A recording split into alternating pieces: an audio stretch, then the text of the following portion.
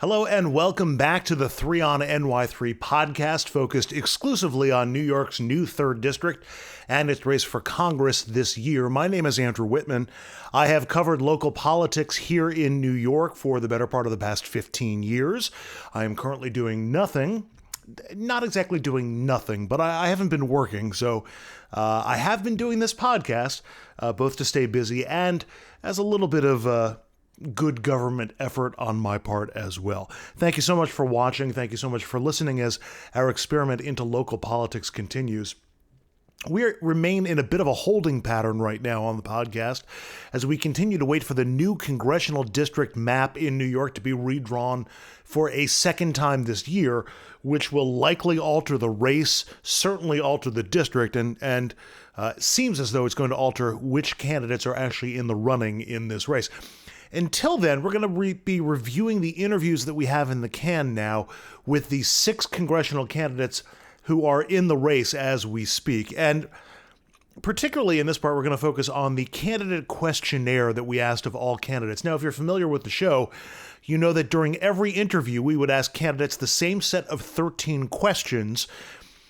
Why? Well, for a bunch of different reasons. So you could compare and contrast the answers as well as the candidates themselves, and also so you could see what the candidates said and didn't say as part of their answers.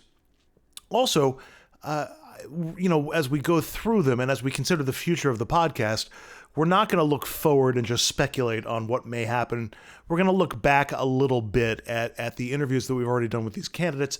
And I also wanted to give a little bit of insight on my own or from myself as to why I chose those questions in the first place. And the first questionnaire candidate that we're going to replay is that I asked all the candidates, if given your choice once elected, which congressional committees would you want to sit on and why? This was the second question that we asked of every candidate. Part of the reason for asking this was my own inherent curiosity. Part of me was wondering how much time these candidates who are campaigning nonstop for the job have actually been thinking about the job that they are looking to take. If when I'm prepping for a job interview, I try to picture myself on the job, try to see if the job fits me, if I'm a good fit for the job, and where I might be able to excel, and what areas might be weaknesses of mine. That's not dissimilar from a potential future member of Congress trying to figure out which committees would be the best use of their time. But there was another reason for asking the question, too, which is I wanted to see if the committees that the candidates named matched the focus of their attention and of the issues that the candidates had brought up during the course of the interview, ostensibly what they're campaigning on. I wanted to see if the committees they would pick to sit on matched the issues that they were focused on. And I didn't ask any follow-up questions. I didn't ask why they chose them or why didn't they choose them or why they didn't pick a specific committee based on a specific issue that we had discussed, or anything like that. I did not do, this was not the part of the interview where I did follow-up questions, leaving that fill-in-the-blank part of this to you. I'll draw the dots on the page. You can connect them. And to do that, you're free to obviously go back through the podcast. All 6 of these candidates have had 90-minute interviews as part of 3 on NY3. You can certainly go back, listen to their answers, get the full context as to what they're saying, see if there are any old jokes that they're picking up on or whatever. But you don't have to just take these blurbs as the be-all, end-all. Certainly, we encourage you to go back and take a listen or take a look to what the candidates said on these questions and other questions as we go forward. But we're back to which congressional committees would you want to sit on and why? And we'll begin with Alessandra Biaggi. So the Oversight Committee is something that I think is probably one of the most exciting. And the reason for that is because they are very much focused on issues like government contractors. And I'm just thinking specifically of Safe Sport, which is an entity that was tasked to protect the Olympians from the United States going to the Olympics, if there's any kind of sexual assault or harassment, this is the entity that's supposed to make these Olympians safe, and they've really fallen short significantly. So the fact that Congress is able to oversee a strong entity like this, especially related to sexual assault and harassment, which is something I care a lot about as a survivor, is something that I really would be excited about. Of course, in the Environmental Committee would be something that I would care a lot about too. As a freshman, I am sure that I would not be on the Foreign Policy Committee, but again, that's something I know not only is important to me, but it's important to this New York 3 region, a region that, again, very much has international interests and also is important, I think, to the people who live here to have a representative who at least strives to be part of that committee. But so those are the top 3 that I would say right off the top of my head. Up next, answering which congressional committees they would want to sit on and why, we'll hear from Melanie DeRigo and Robert Zimmerman. I've spent quite a bit of time in DC. I've spent quite a bit of time in the hearing rooms. In fact, when I get there, you can often not pull me out of the room. But what I'm looking at, look, I'd love to be on oversight. I'd love to be on appropriations. I also think energy and commerce is going to be really important. And, perhaps surprisingly, I'd love to sit on the Agriculture Committee. I have a policy coming out, a Green New Deal for agriculture. And it's going to be really important as we address the climate crisis to draw down carbon. And I think I've got a pretty solid solution, at least to begin to tackle that problem. If given your choice, what congressional committees would you want to sit on and why? Interesting. I'm looking at those congressional committees that can have the greatest impact on the congressional district. Everybody wants appropriation, ways and means. I get it. That's not going to happen right away. I think I'd look at energy and commerce as a possible way to look at it, maybe education and labor as an opportunity. I also would look at the Foreign Relations Committee or Armed Services as well, in terms of my 2 committees. And if I had a chance you never know how the mix is going to take place, but I have to tell you, I'm going to really drill down and hone on veterans and veterans affairs. And so those are the top 5 in my mind: energy and commerce, education and labor, veterans affairs, and then of course, armed services or foreign policy, foreign relations. We continue our candidate questionnaire review. The question is, what congressional committees would you want to sit on and why? Next up, John Kamen. Well, certainly oversight and reform, because that's kind of the whole theme here. And that covers a lot of areas of governance. So that to me would be number one. It's just a really interesting committee, and it's the kind of thing that I would really enjoy doing, and I think I would be good at it. I'd probably want to be on infrastructure and transportation.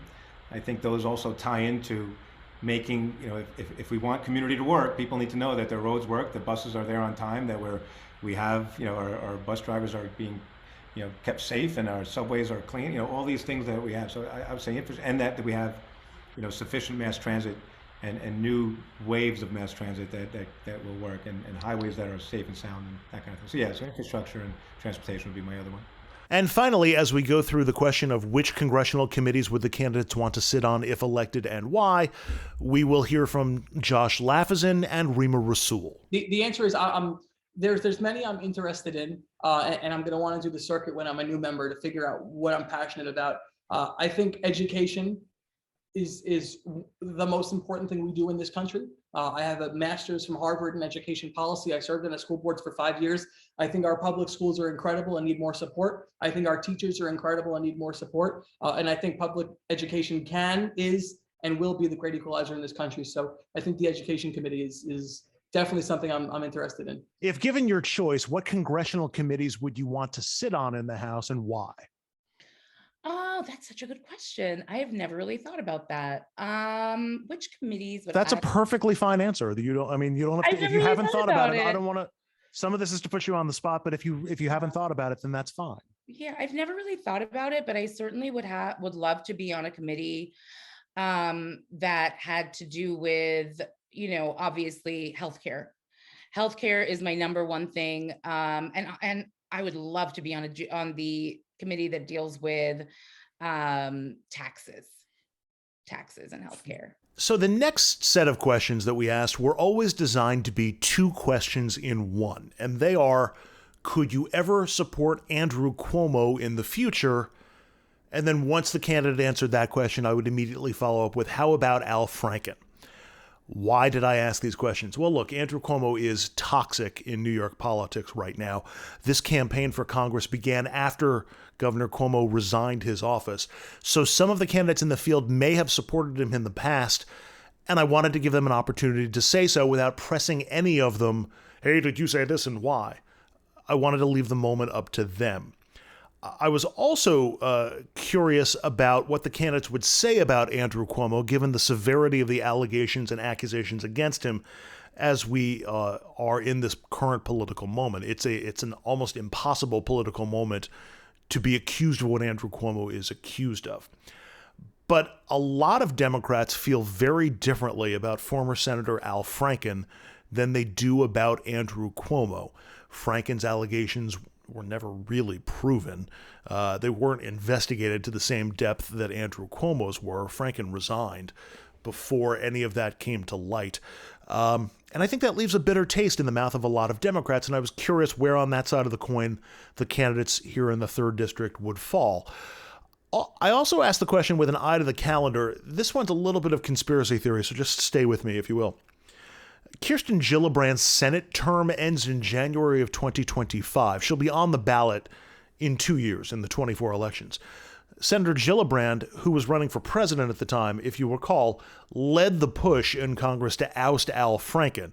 So it's not entirely impossible that Al Franken, who for years lived in New York City while working on Saturday Night Live, might return to New York and decide to run against Gillibrand in 2024, or run for the Senate in 2024, or seek some other office, potentially in New York State in the future. And so I wanted to get the candidates on record with their opinions about both Cuomo and Franken. And if there was a different answer, would they explain the difference? And, just what they had to say. So with that in mind, we start off with Melanie Dorigo. Could you ever support Andrew Cuomo in the future? No. How about Al Franken? No. Okay.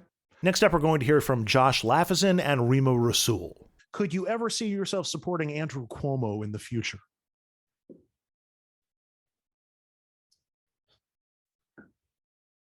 Andrew, you're pretty good. You're a pretty good interviewer. The answer is no.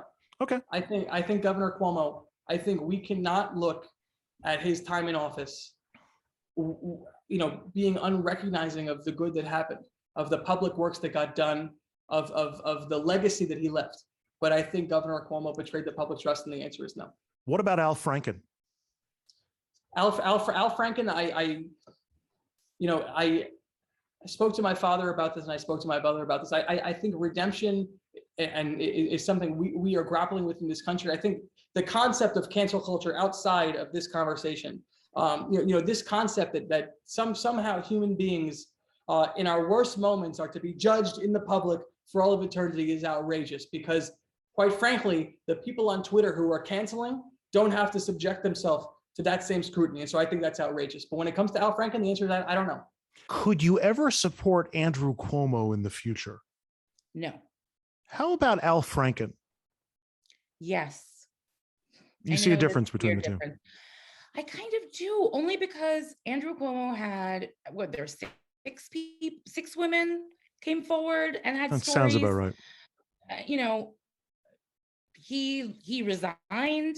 There was a reason. Like, if he felt like there was no reason for him to resign, he shouldn't have resigned, right? However, with Al Franken, where I see the difference is that it was I think only an image. I don't know if that woman actually came out to complain, so I would need a little bit more detail. But from what I do know, I think that and Al Franken was a comedian. I don't know if he was doing a bit. I know he was on stage when that picture happened. But I do think that Al Franken got a bad deal. I don't think that Andrew Cuomo got a bad deal. We continue with our Cuomo and Franken questions. Next up on the chopping block, Robert Zimmerman and John Kamen. Could you ever support Andrew Cuomo in the future? No. How about Al Franken? Yes. I think Andrew Cuomo needs to take time to really show that he can rebuild his life and rebuild his public service mission. There are many great achievements in the Cuomo administration. We have to recognize that. from marriage equality to extraordinary infrastructure accomplishments. But there are many issues that have to be answered to and fully discussed, and he's not fully discussed them and engaged them. So I don't believe he should be a candidate. I don't believe that candidacy is the only way you define public service. Al Gore certainly defined when he lost the presidency, he created an international mission around the climate crisis. So I don't encourage or support Andrew Cuomo running for office again. I think in many ways, he abused his authority and abused his position, and his behavior towards women was unacceptable.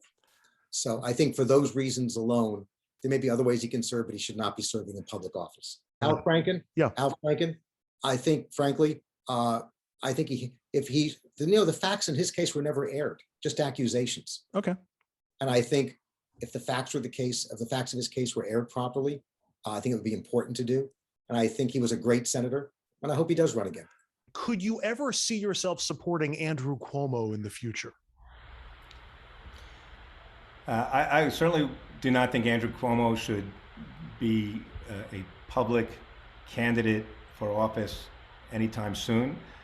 Redemption is a part of our culture, and it's not for me to determine when and where he might achieve a level of redemption that makes him able to come back if he would want to, or if people would have him. But so my answer would be not now, and I can't predict the future. Forever's a long time. What about Al Franken? Yeah, I can see Al. I would support Al Franken. I think Al, I had a chance to meet him a couple of times, and I think he's a genuine person. He was not. There was no findings against him. I know there was some allegations, and there's relevance to those allegations. But to say that he also is forever done, I think he's paid his penance. It's been a long time. I think he's a person of substance, and I think he has grown just based on the nature of who he is, that at least my understanding of him. So I would feel comfortable supporting Al Franken in the future. A final candidate to answer these questions is State Senator Alessandra Biaggi. Having interviewed Senator Biaggi in the past, I was very, very certain that she would be oppositional to anything having to do with Andrew Cuomo, but I really was curious to see what she had to say about Al Franken. Could you ever see yourself supporting Andrew Cuomo in the future? Never. How Ever. about Al Franken? Probably not, but there would have to be some really compelling reason why. Okay. No. So now we come up to another double question, and this was always designed to be actually a set of three questions. Assuming that the mainstream reporting is accurate, that's CNN, Washington Post, New York Times, should Donald Trump face criminal prosecution based on what we know now? And also, should Clarence Thomas be impeached? I was always going to ask those 1, 2, but I was also always planning on asking a follow-up to that question, which is, even if it guarantees that the Republicans will do the same, would prosecute Joe Biden after he's out of office, even without any evidence, or try to impeach Elena Kagan if Democrats go after Clarence Thomas, even if there's no evidence, simply because the GOP would be seeking retribution for Democratic actions. And that doesn't seem outside the realm of possibility with today's Republican Party. So, I'm not sure that I expected to hear a detailed analysis of the political conundrum the prosecutions would or could create. I did hope to hear that the candidates didn't step over that factor because, it really feels like it might be a sea change in how we run our politics, making us more like a lot of other nations that we would have called banana republics over the years. So anyway, Trump, Thomas, and beyond questions. We'll start with Rima Rasool and John Kamen. Should Donald Trump face criminal prosecution? Yes, 100% he should. Should Clarence Thomas be impeached? Yes, he should be. Without a doubt, he should be impeached. Even if doing either or both all but guarantees that Republicans will look to prosecute Joe Biden or anybody else who's elected president, or would look to similarly impeach other Supreme Court justices, regardless of evidence, just because of the tit-for-tat nature of our politics. Well, that's just the sad thing that's happening right now in our government, isn't it? That's just so sad that we are going to let a criminal go because of the repercussion on the other side. I don't think Joe Biden has done any kind of, trying to overrun the government. I don't think he's done anything like planning January 6th. With Clarence Thomas, with his wife, Ginny Thomas literally being part of this whole, the big lie. What do they call it? It's insane that he is sitting on our Supreme Court and making decisions about it. So I think that we have to just do what's right. I'm a very firm believer in do what's right. Unfortunately, right now, our country is so divided. I can't imagine in my youth the Republican Party becoming what it is now.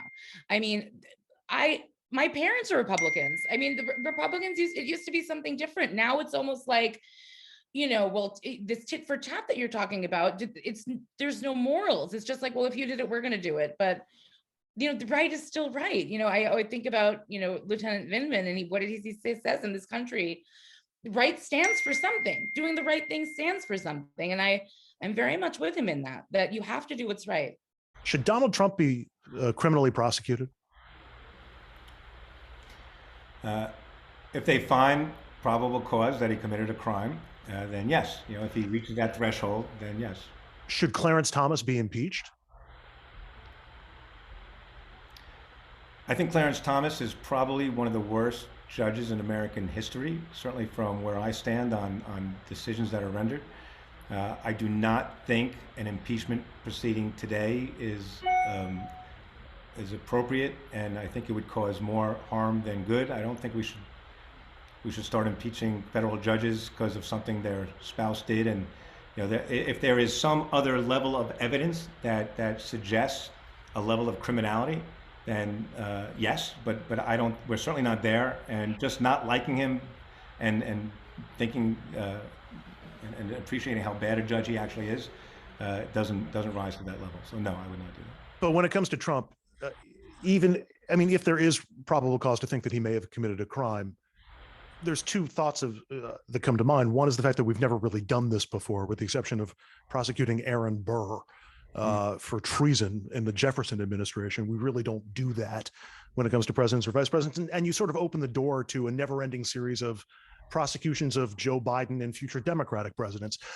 Are those repercussions, should they be considered when considering whether or not to prosecute? They should be considered, but the challenge is, if someone commits horrific crimes or any types of crimes before they were president, while they were president, after they were president, do they have a free, blank slate to just there's no accountability? And the answer cannot be yes, right? So the answer has to be no. So the answer is there has to be some level of accountability. That said, I do not believe that if there's, I think it would have to be a pretty significant finding, and one that goes beyond simply a breaking of the letter of the law, because the institution of the presidency is also a factor here, and the institution of governance comes into play when we weaponize this process. Again, the problem is that there seems to be those of us who follow Donald Trump would look at him and say, my God, he seems to have been mischaracterizing the value of his properties, and then on the next page doing it another way, and benefiting and reaping these rewards, and he's the emoluments clause, and there's one thing after another.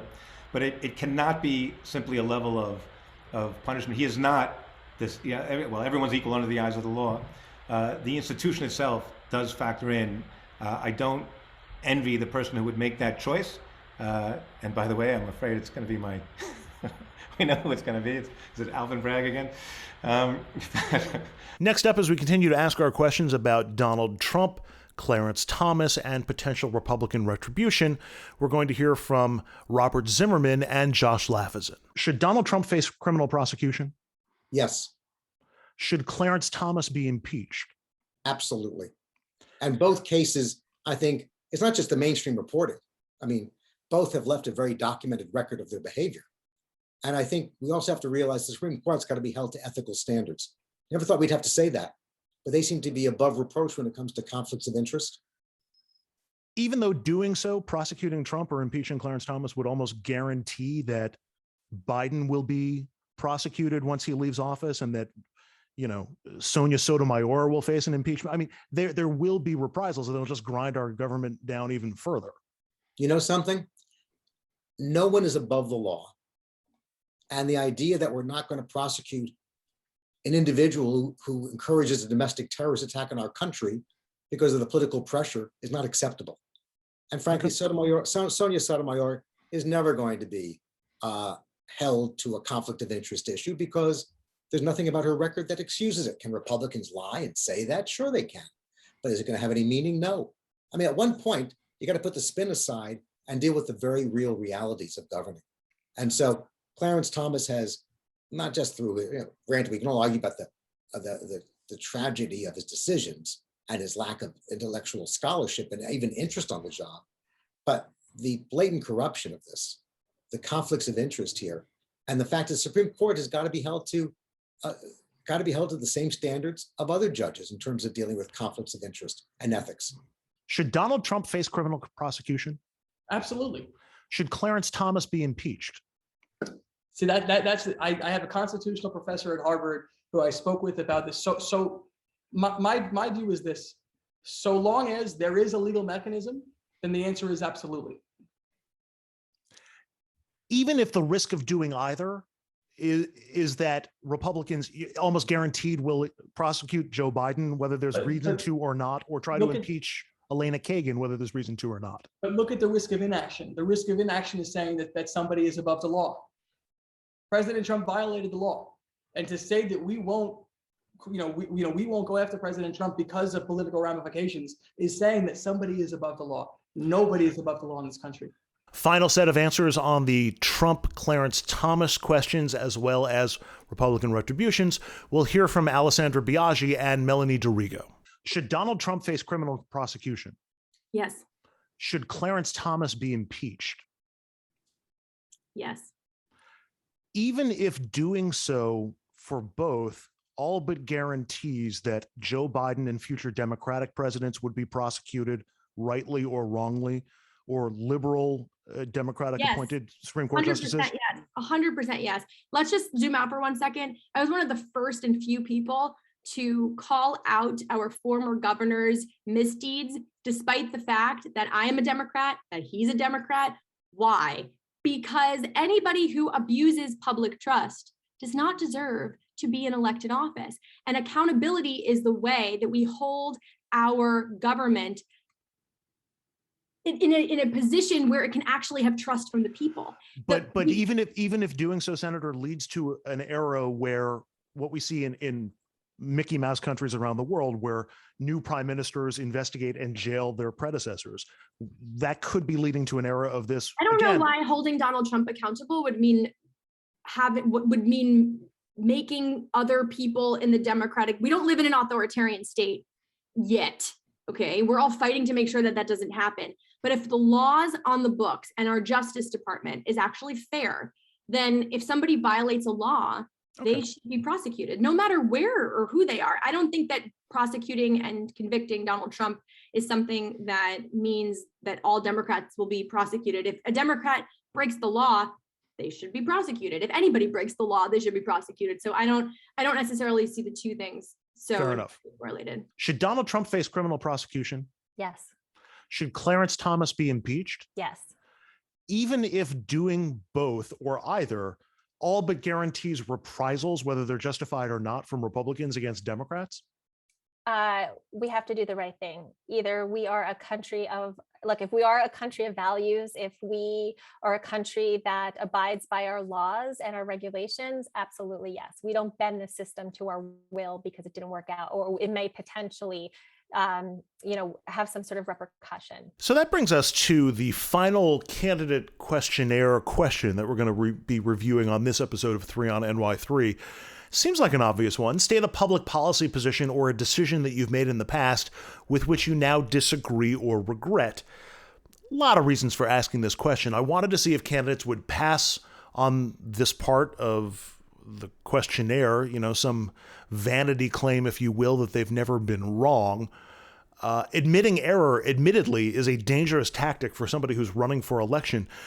Candidates are coached not to do that, not to ever say, I was wrong about blank. It makes a soundbite, it leads itself to an attack ad, that sort of thing. But the reality is, look, we're all growing, we all make errors, we all learn, we all change, and all of us must have held positions at some time or another that we now disagree with. So This question was designed to put the politicians to that very tiny test. Would they answer the question?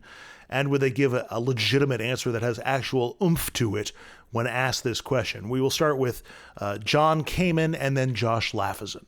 Almost everything that I do, and I've had all these roles, and I make 10, 15, 20 decisions a week, some very minor, some fairly major, in all these different capacities. And I've learned of those 20, every 20 decisions I make, 2 of them are probably wrong, and might be downright just bad decisions. It's as a, if I was a baseball player, that would be a pretty good average.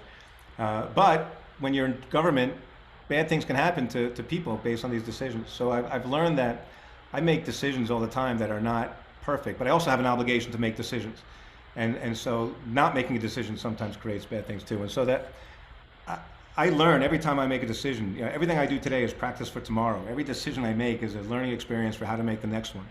And so just the constant flow of decision making in government is one where we make mistakes, we learn from them. The key is to learn.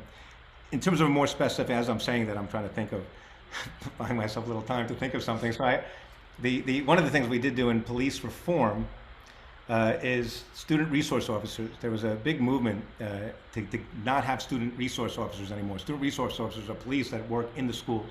And there's an argument that it's student resource officers, a cop who's got a gun, it's a school to prison pipeline kind of thing. And during our reform process, people were really, many people were upset about it. And so I took the position at our, I said, okay, well, let's bring it to the task force. Went to the county executive and said, let's get rid of it. We'll save millions of dollars. People don't want it. It's, I kind of, I wouldn't want people with guns in my school.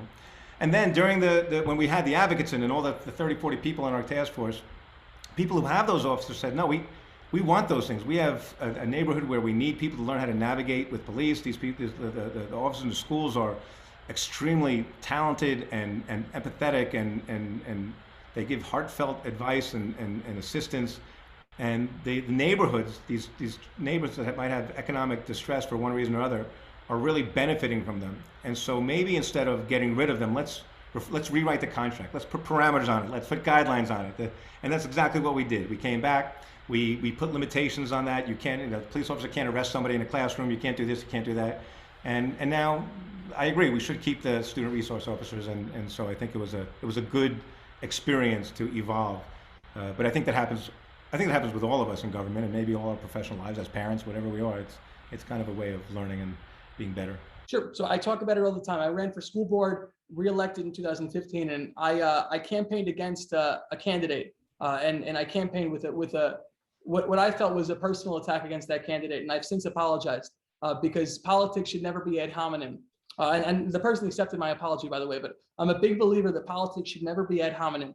That we should stick on policy.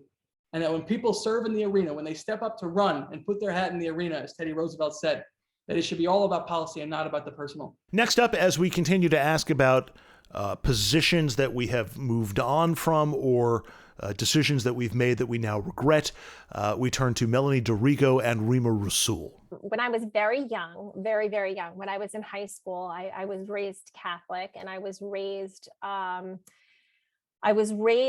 to think that abortion was the worst thing that someone could do. When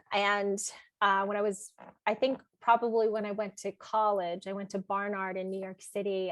That's when all of that shifted, which I think for a lot of folks, right? Your world opens up, and I started to learn more. I think I just had this very singular view of it, that it was something that I would never ever do because I was told that it was the most horrible sin you could commit as a Catholic. And here I am today with, a very staunch supporter of abortion rights for all.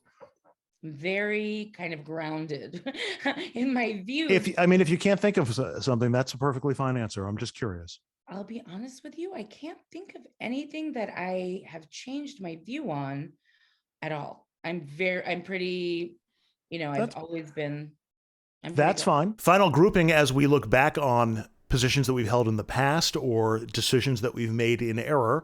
And our last 2 candidates to be heard from will be Alessandra Biaggi and Robert Zimmerman.